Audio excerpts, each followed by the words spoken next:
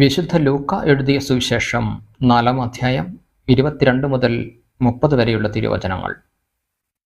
പ്രവാചകൻ സ്വദേശത്ത് അവഗണിക്കപ്പെടുന്നു.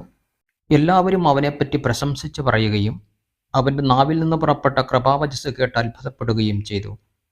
ഇവൻ ജോസഫിൻ്റെ മകനല്ലേ എന്ന് അവർ ചോദിച്ചു. അവൻ അവരോട് പറഞ്ഞു, വൈദ്യ, നിന്നെ തന്നെ സുഖപ്പെടുത്തുക എന്ന ചൊല്ല് ഉദ്ധരിച്ചുകൊണ്ട്, തീർച്ചയായും നിങ്ങൾ എന്നോട് കഫർനാമിൽ നീ ചെയ്ത അത്ഭുതങ്ങൾ ഇവിടെ നിന്റെ സ്വന്തം സ്ഥലത്തും ചെയ്യുക എന്ന് പറയും. എന്നാൽ സത്യമായി ഞാൻ നിങ്ങളോട് പറയുന്നു, ഒരു പ്രവാചകനും സ്വന്തം നാട്ടിൽ സ്വീകരിക്കപ്പെടുന്നില്ല. സത്യമായി ഞാൻ നിങ്ങളോട് പറയുന്നു, ഏലിയ പ്രവാചകന്റെ കാലത്ത് ഇസ്രായേലിൽ അനേകം വിധവകൾ ഉണ്ടായിരുന്നു. അന്ന് 3 വർഷവും 6 മാസവും ആകാശം അടയ്ക്കപ്പെടുകയും ഭൂമിയിലെങ്ങും രൂക്ഷമായ ക്ഷാമം ഉണ്ടാവുകയും ചെയ്തു. എന്നാൽ സീദോനിൽ സരപ്തായിലെ ഒരു വിധവയുടെ അടുക്കലേക്കല്ലാതെ മറ്റാരുടെ അടുക്കിലേക്കും ഏലിയ അയക്കപ്പെട്ടില്ല. ഏലീശ പ്രവാചകന്റെ കാലത്ത് ഇസ്രായേലിൽ അനേകം കുഷ്ഠരോഗികൾ ഉണ്ടായിരുന്നു.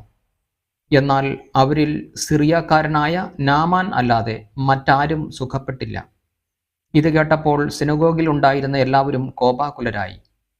അവർ അവനെ പട്ടണത്തിൽ നിന്ന് പുറത്താക്കുകയും തങ്ങളുടെ പട്ടണം സ്ഥിതി ചെയ്യുന്ന മലയുടെ ശൃംഗത്തിൽ നിന്ന് താഴേക്ക് തള്ളിയിടാനായി കൊണ്ടുപോവുകയും ചെയ്തു. എന്നാൽ അവൻ അവരുടെ ഇടയിലൂടെ നടന്ന് അവിടം വിട്ടുപോയി. നമ്മുടെ കർത്താവായ മിശിഹായിക്ക് സ്തുതി.